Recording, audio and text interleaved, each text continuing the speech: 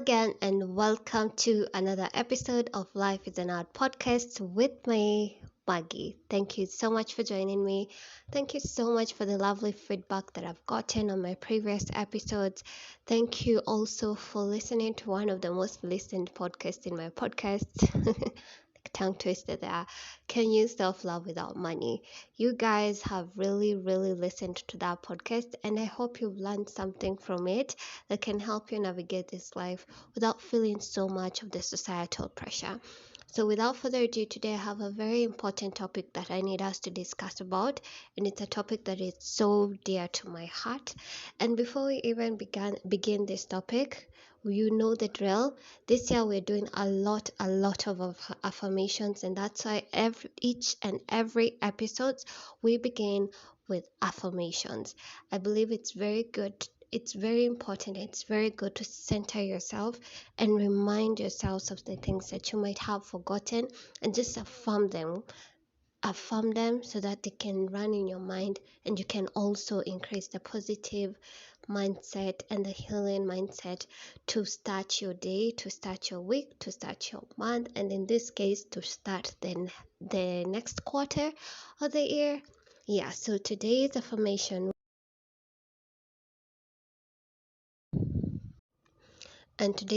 will be: I love and respect myself. I choose happiness, health, and joy. I live my life authentically and honestly. I express myself freely. I design my own life. I'm in charge of my own decisions, emotions. I'm grateful for my life. I love and respect myself.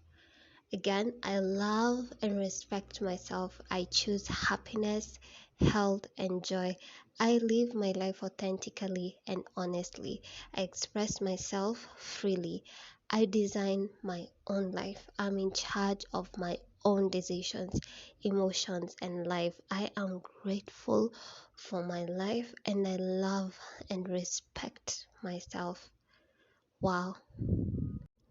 Okay, we've all heard of the typical quote that says, fake it till you make it. I mean, it's true, but to some extent, I can say use that when I'm really, really, really feeling down and I don't really feel confident in myself. But you can't show the world when you're weak most of the time. You can't show, especially in the corporate world, you can't go out there looking all dull, phased out, because that's the moment people take advantage of you.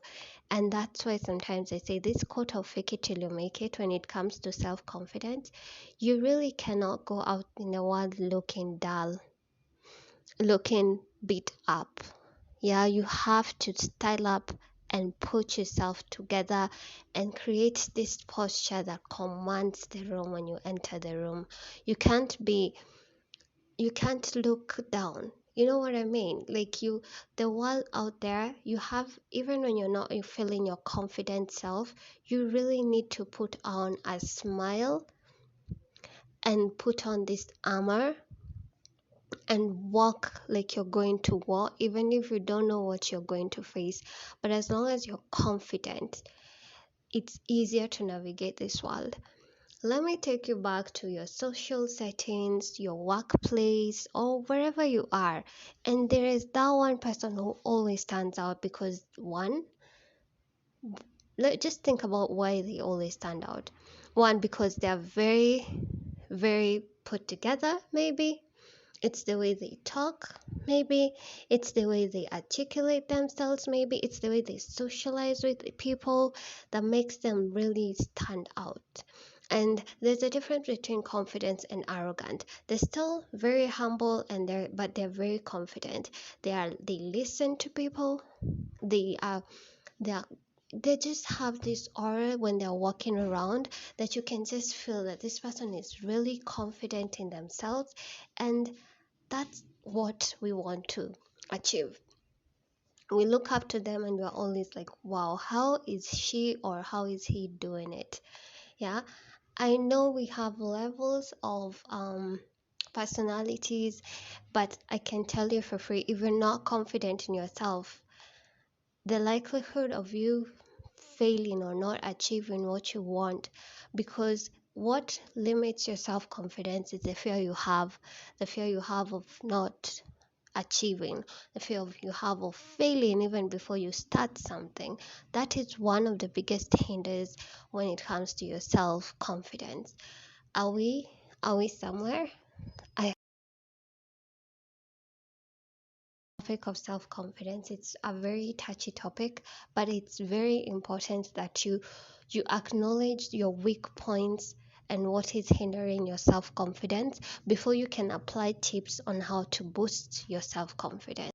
So these are the tips that you can use to be more self-confident, to start living the best life that you envision for yourself, to start being the best version of yourself, and start mastering this skill of self-confidence, because to some of us it doesn't come naturally. It's a skill that we have to learn.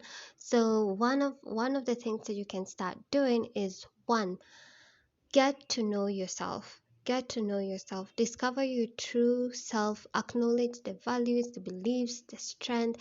Be comfortable in who you really are. Number two, accept yourself. Accept who you are. Accept your uniqueness. Accept that this is who you come as and this is you, and you're not in a competition with anyone. And accepting yourself is loving yourself and embracing who you are, and just being um aware with your imperfections and embracing them as your authentic self.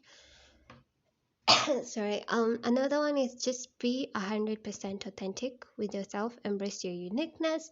Being authentic and just get to understand that you are not in a competition with anyone. Number three, be more self-aware, because if you're not self-aware, then people can put you down. But if you start practicing and just knowing what you want, you can just beat the self-doubt that is engraved in your mind. And just another thing is just having positive affirmation and positive thoughts, and just getting rid of the negative self-criticism that is in your mind that's holding you back. That's very, very important. Another one is just understand your emotion. Understand that you're an emotional being and there's nothing wrong with that. Just understand your emotions, and that helps you build this confidence, because like when you're in anger, how to manage it and how to remain poised. When you're sad, how to remain poised. When you're happy, how to just be happy and also be poised. Then take care of yourself.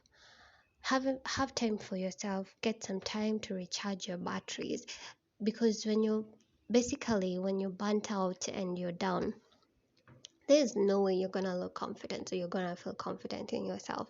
So another one is just take control of your fears and just do it afraid. Just do it afraid. And one of the other things is the last and final things is just just acknowledge just acknowledge that just acknowledge and just know who to look up to. Acknowledge and just know who to look up to. Look up to people who are confident. Don't really copy them, but learn from them. Learn from them. Just try and walk in a confident way. Just this physical aspect of just being and looking confident, of how you walk, how you talk, how you dress, how you move, how you command the room, how you talk. Those are very important things that can help you boost your self-confidence. Another thing is just be of service to others, which basically means understand that everyone is trying to meet their own needs. No need to take things personally anymore. It's never really against you. So just be empathetic, put yourself in people's shoes sometimes and see. And then I just say be of service to others, which means like not really doing their actions really, but a service of maybe being very kind to people, being boosting other people's self-confidence, because people could you be out here feeling self-conscious, but you can know and you can tell people like, you look good today, I like how you are, you've been very kind, you have a very beautiful smile. Encouraging people with positive thoughts, what you put out there in the world comes back to you, so it enables you and it helps you be confident and build your confidence. And just know that self-confidence is a skill. It's not something that you learn in theory and then you just expect it to stick. No, you have to learn the skill, you have to practice the skill each and every single day. And for you to be confident, it's going to take some time, but when there is willpower and you want to do it, you're definitely going to do it. And one more thing, especially at work, especially when you're beating yourself down, especially when you're self-sabotaging yourself, which may lead to a low self-esteem, which leads to low self-confidence, just look back at the accomplishments, look back at the things that you have accomplished, write them down, remind yourself of the things the milestones that you've overcome, and then this helps boost you confidence and help you get rid of the fear that manifests itself in having low self-esteem.